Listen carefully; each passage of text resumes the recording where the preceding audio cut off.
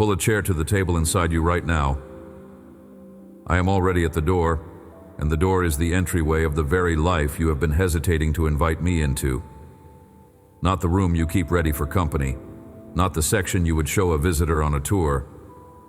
The actual hall, where the actual you lives. Stay near these next minutes with me.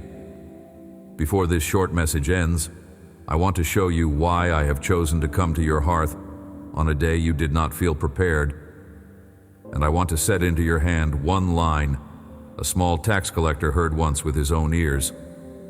When I crossed the threshold of a house, no respectable rabbi was expected to enter. A sentence built to silence in this very hour. The small voice that has been telling you the one who heals does not enter homes like yours. I do not knock and wait. I knock and enter the moment you breathe the words come in. I see you. The kitchen light is on a little later than it should be, and the woman of the house has set a cup down between two unfinished sentences. Because something inside her chest has been asking a question her mouth has not let surface.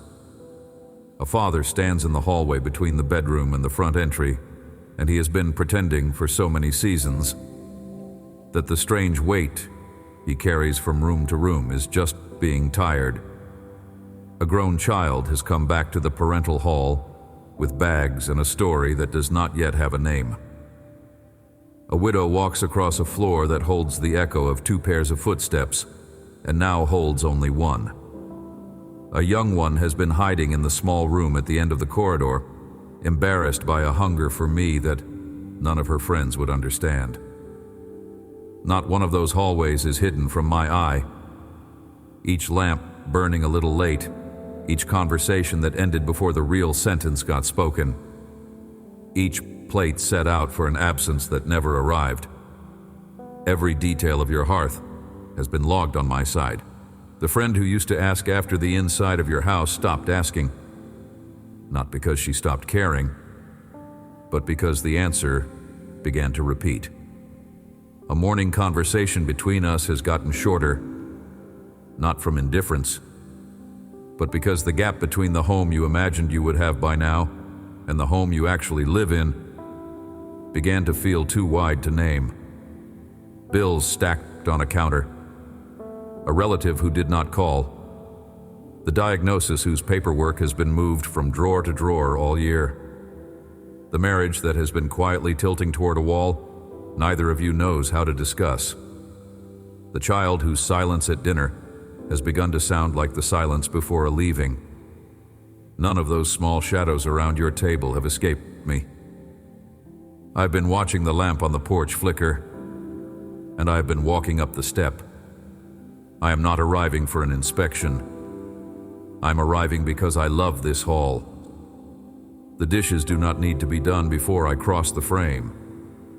An argument from earlier in the day does not need to be resolved. A hidden corner you have been afraid to show to anyone does not need to be tidied.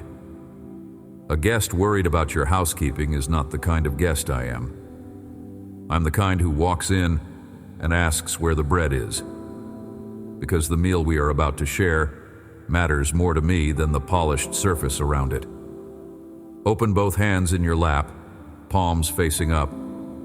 Just that. Notice how much of your day you have been holding things. Keys, glass, phone, dish rag, the invisible list of what you owe the people in this house, and how rare it is to let the palms simply be open. An open hand is the most accurate prayer your body can offer a visitor. It is the posture of someone who is no longer arranging the household for company, no longer reaching for a defensive task, no longer gripping the weight that has been on the counter all season. Receive me through palms that have stopped working for one breath. The reception begins in the hand before it reaches the words. Fear of my visit did not put itself together inside you on its own. It was inherited the morning a parent's mood arrived at the front entry like weather, and your small body learned that a guest crossing the threshold could change the temperature of every room. It deepened the season, A religious teacher described my visit as a kind of audit, a divine inventory of every fault in the kitchen and every dust in the corners. It absorbed reinforcement in the years a relative used the language of my presence as a tool to shame the rest of the family into compliance. It was sealed the afternoon you welcomed a person into your living room who you thought brought safety and discovered too late that they had been carrying something else. Each of those crossings left a small instruction in your nervous system. Do not open. The instruction has been running for years every time a footstep approaches your door, even when the footstep is mine. Not one of those teachers was me. A few of them loved you sincerely and were forwarding the picture of God they themselves received from a hand whose loving was bruised. Others used my name as a hammer, because a hammer was easier to wield than tenderness. Either source, the same false image of my visit was set on the counter of your interior, and you have been trying to keep it polished for that imaginary inspection ever since. Tip that drawing on its side, slide it under the rug. Let me describe the way I actually arrive inside the home that is actually yours. Somewhere early in your life, a quiet belief planted itself. The homes I enter are the homes that earn the visit. A voice taught you, maybe without meaning to, that my presence is a reward for households that already function. Clean marriages, polite children, calm finances, the kind of family album where everyone is smiling on the same page. A voice taught you that my footstep crosses thresholds where the host has the right speech rehearsed, the right posture practiced, the right prayer memorized. A voice taught you that my visit was a prize for the home that needed it least. That voice is not mine. That voice has never been mine.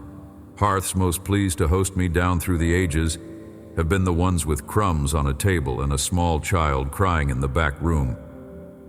Wealthy halls with marble floors did not detain me longer than the small house with the patched roof where a tired mother set down whatever bread she had. A fisherman's kitchen impressed me more than a courtyard of fine ones. A leper's room more than a banquet hall. The widow with 2 coins in a chipped clay jar than the priest with abundance in a polished cup. My pattern across generations of crossing thresholds has been remarkably consistent. The houses that imagined themselves least worthy of my presence were almost always the ones I prepared my evenings for. So set down the worry that the version of your home today is not the version that qualifies for a divine visit. There is no qualifying version. There is only a hearth and a host who is brave enough to quietly say, "Come in." The bravery is not the prerequisite. The quiet saying is, sit back into the chair instead of leaning forward. Just that. Notice how much of your body has been bracing toward the front entry, as if preparing to apologize to whoever crosses through. Let the chair hold you. Let your spine yield to what is behind it. The room is steady. The walls are not falling. The visitor has not come to grade the housekeeping. You can receive me from a body that has stopped auditioning for the visit. That is the only body I have ever known how to be welcomed by. The wound in some of you runs deeper than fear of an inspection. A few of you have begun to suspect, in the quietest hours of the household, that the long stretch of difficulty inside your hall is itself the verdict. Proof that I have already passed by your address and chose the home down the road instead. A small thought has been circulating in the back rooms of your interior, sentence by sentence, that the families who feel my presence must be families I love more, and that the silence in your kitchen has been the sound of me having moved on. I am lifting that thought right here. I have not moved on. I have not passed your address. I have been walking up your step for years. The silence you took for absence has been the soft pause between footstep and knock. The pause is over. I am at the door. A note for the one of you who has hidden a particular hunger for me from everyone around the table, because admitting it felt like it would be one more thing for the household to manage. The hunger is not foolish.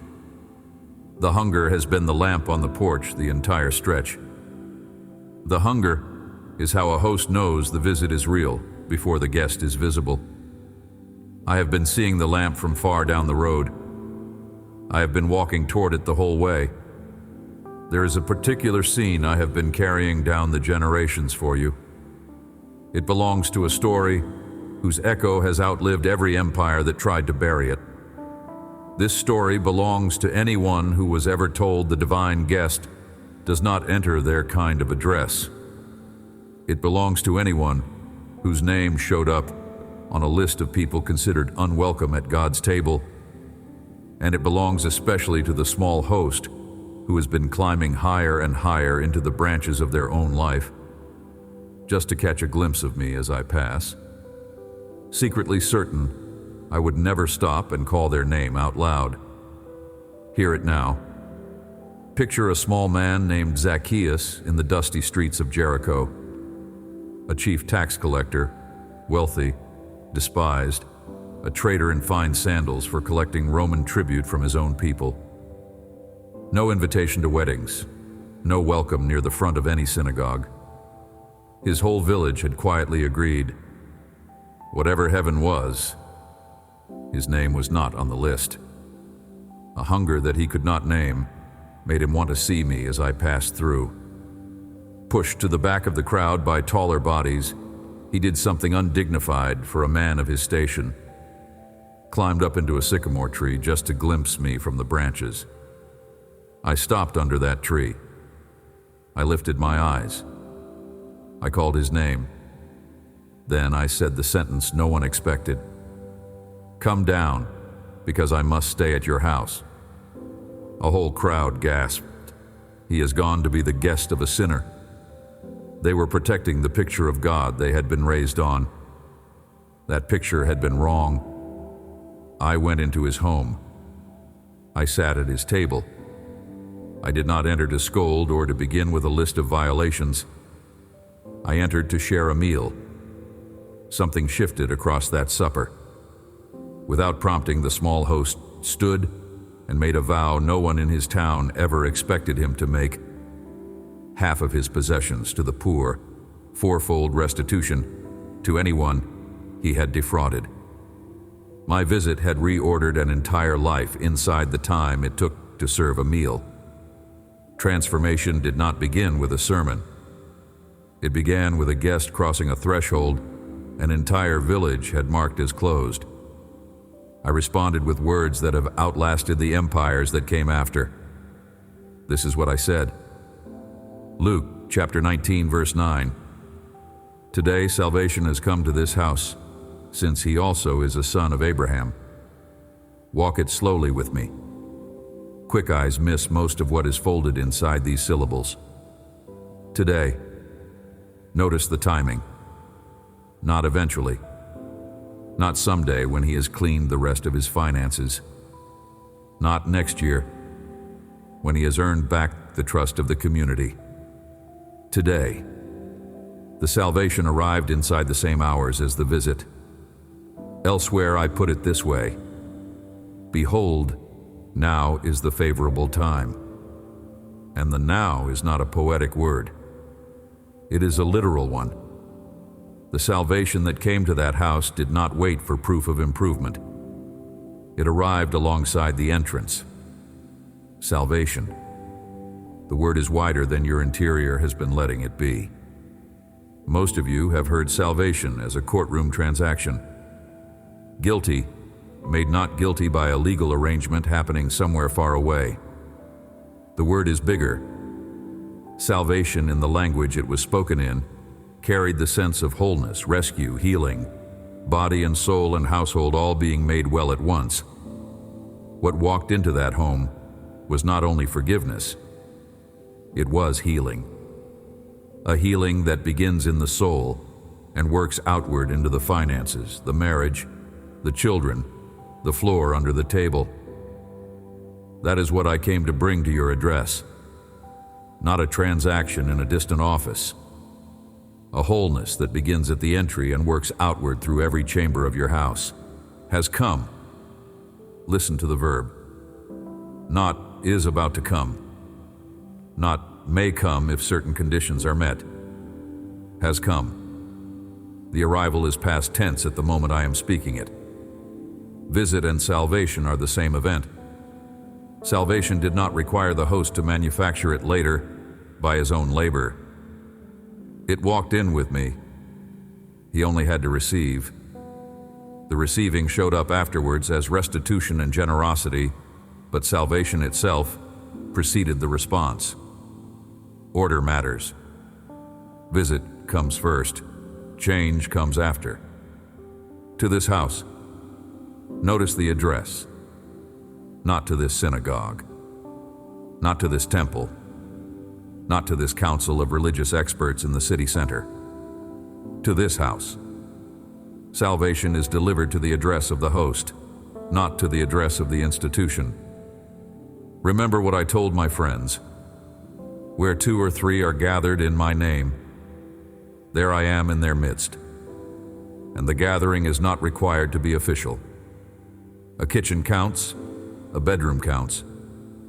A car parked outside a workplace counts. The address that matters is the one where a host says come in, however softly. That address right now is yours, since he also is a son of Abraham. Hear that last clause. A whole town had crossed his name off the family roll in their minds. I restored him to the family with one sentence. I am the one who decides who is in the family, not the village, not the religious experts, not the friends who stopped calling, not the parent who said you had drifted too far, not the spouse who said you were no longer the person they married. I am the one who knows whose child you are, and that knowing has not changed even when the village forgot.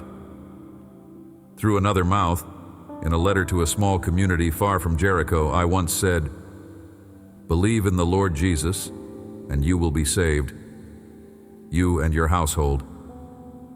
Place that gentle promise beside the Luke sentence I just placed in your hand. The salvation that arrives at the host does not stop at the host. It spreads through the household. The child in the next room is reached by a visit whose first step was at the parent's door. The spouse asleep in the bed is reached by a visit the other spouse received in the kitchen at midnight. The grown child far away is reached by a prayer spoken under the breath at a table they have not sat at in years. One yes from the host opens a hall the whole house can be saved through. Circle back with me to the promise made when this whole message began. I said I would show you why I have chosen to come to your hearth on a day you did not feel prepared. Here is why. Because preparedness was never the entry requirement. The small host in the tree had not prepared. A crowd murmured precisely because no one in that town considered him to have earned the visit. I came down to him in his branches anyhow, in a body too short for the crowd, with a reputation too tarnished for respectable company. I come to you in the chair you are sitting in, on an ordinary day, with a household you have been embarrassed to show anyone. Qualification is not yours to produce. Visit is mine to bring. Your only motion is to come down from the branch, walk to the entry, and open the latch. A small word about that latch. A door of this kind has only ever opened from the inside. I have respected the latch for the whole of your life. I refuse to break it. Love does not break locks. Love waits at frames. Power without consent is something other than love. So the latch waits on you, and the waiting is not a delay caused by my slowness. It is a courtesy required by my character. My visit is fully ready. The host is the only variable left. So here is something small you can carry into the rhythm of the next stretch of ordinary days. The next time you walk into a room of your house, Kitchen, bedroom, doorway between two rooms. Pause for the length of one breath at the threshold. Just one. Lay your hand briefly against the frame if you can, then say, inside yourself, or quietly aloud. One short sentence. Welcome in. 2 words, that is the practice. Welcome in.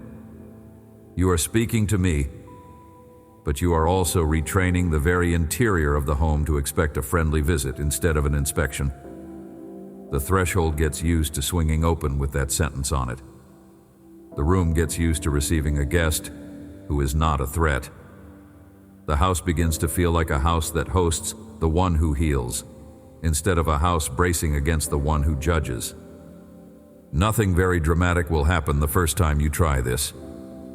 Even the 10th try may slip past with no obvious shift inside. A home that has been bracing for inspection across many years does not relearn hospitality in one afternoon. Roughly around the 30th threshold, you will register that the bracing has loosened by a measure you had not been tracking. Roughly around the 50th, you will catch yourself walking into a room and sensing, before you say a word, that the room is already warmer than it used to be. Roughly around the 100th, you will realize you have begun thinking of the rooms of your house as shared with a guest who has been quietly making himself at home. Not changing the furniture, not rearranging the closets. Simply present, the way a good visitor settles into a place he has been invited to stay. If a line of this has touched the hidden hearth in you, drop the word welcome beneath this video. Not as a hashtag, but as a small lamp set on the porch of a home you have been afraid to admit was waiting for company. Just above where you are reading, in the pinned spot, 7 short letters sit ready for you. One to greet each sunrise of the coming week. Slip to your inbox as soon as a quiet yes loosens the lock. Receive them. A marriage in some of you has felt for many seasons, like 2 people moving through the same rooms without quite meeting. Hear me. My visit does not require both of you to be ready at the same hour. One host opening the door is enough to begin. The salvation that came to that home in Jericho came in through one person, and the entire household was reached. Open your door. Let the change in the air begin from your end of the table. The other side will feel the warming of the room long before either of you names what is happening. There is a different room in some of you. The room where the finances live. That has become a chamber you have started avoiding entirely. Hear me also. I do not enter that room with a ledger. I enter it the way I entered the tax collector's finances. Quietly. Sitting at the table first. Building friendship first. Letting the reordering happen as a fruit of friendship rather than as a condition for it. Open the door of that room too.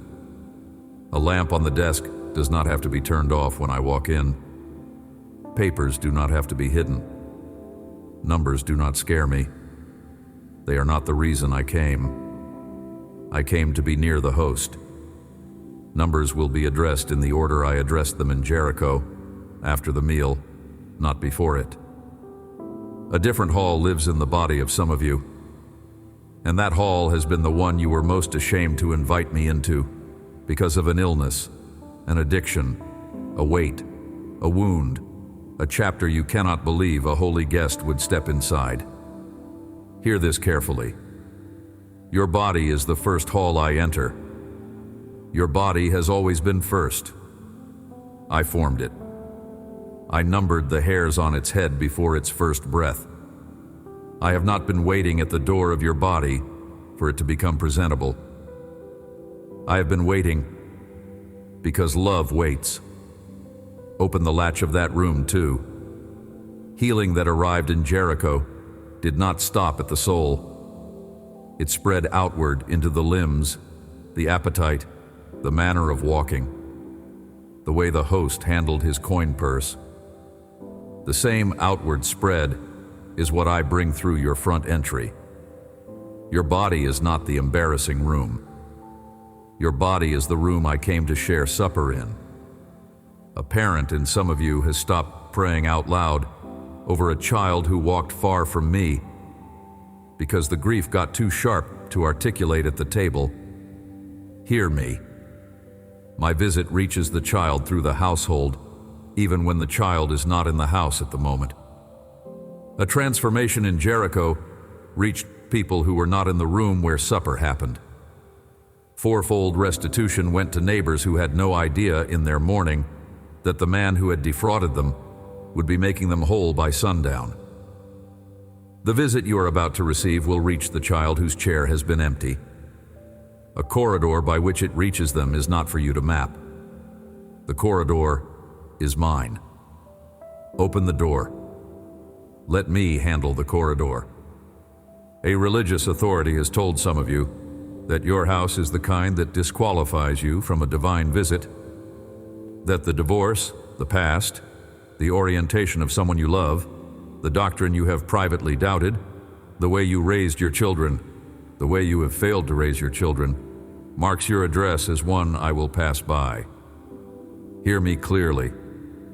I went into a house in Jericho that an entire town said I should not enter. The town was wrong about who I visit. The town has always been wrong about that. I do not consult any village before I cross a threshold. I consult the host. If the host says come in, so low only I can hear it, I come in.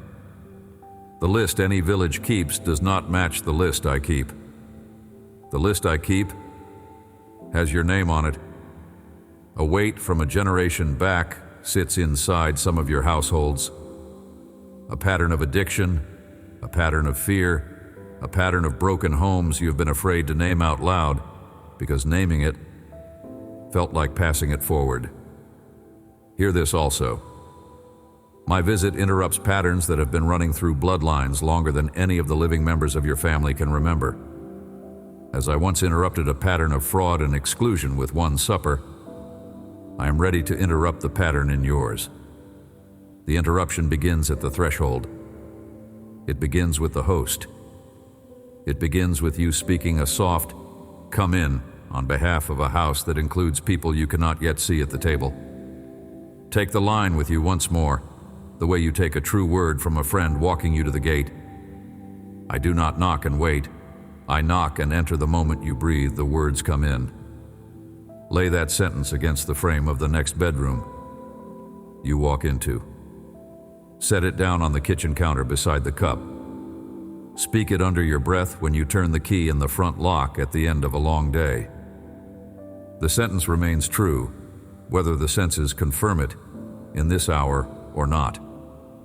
A guest of this kind does not lose interest in a hearth that is slow to learn hospitality. A visitor of this kind has all the patience the centuries have stored. When the change in your house finally begins to be visible, expect a quiet arrival. The largest part of what I do inside a hearth that has been waiting too long surfaces without a parade. A morning when the kitchen feels softer than it used to. An afternoon when an old argument runs out of fuel before reaching the wall it usually hit.